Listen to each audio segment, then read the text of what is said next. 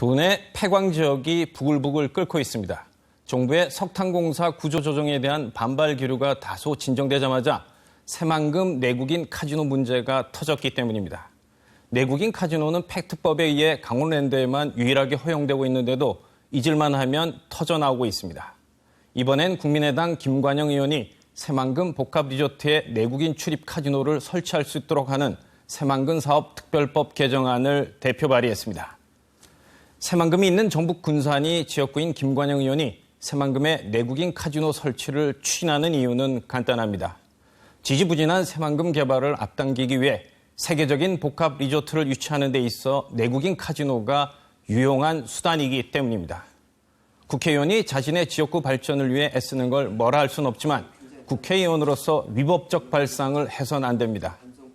내국인 카지노는 폐특법에 의해 강원랜드가 독점적 권리를 갖고 있으며 폐특법 종료 시한도 무려 9년이나 남아있는데 김관영 의원이 내국인 카지노를 추진하겠다는 건 법을 떠나 강원도와 폐광 지역 주민들의 희생을 무시하는 처사가 아닐 수 없습니다.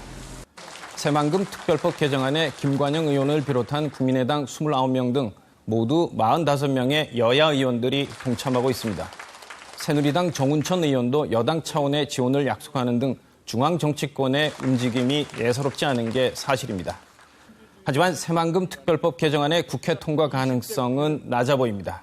당장 폐특법과 상충되는 데다 정부도 내국인 카지노 추가 설치에 대해선 반대 입장을 분명히 하고 있기 때문입니다.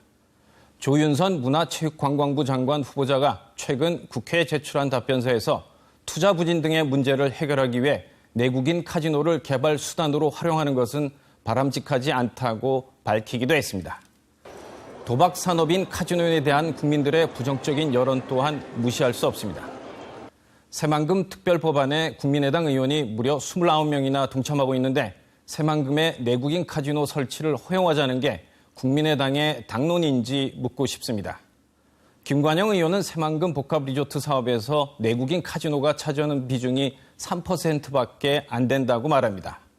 그렇다면 폐광 지역의 거센 반발은 물론 폐특법과의 충돌, 부정적 여론 등을 감안할 경우 극히 미미한 비중의 카지노 사업을 포기하는 것이 현명한 선택이 아닐까 싶습니다. 굳이 꼭 하고 싶다면 폐특법 시한이 종료되는 2025년 이후에 추진하는 게 순리일 겁니다. 지원 논평이었습니다.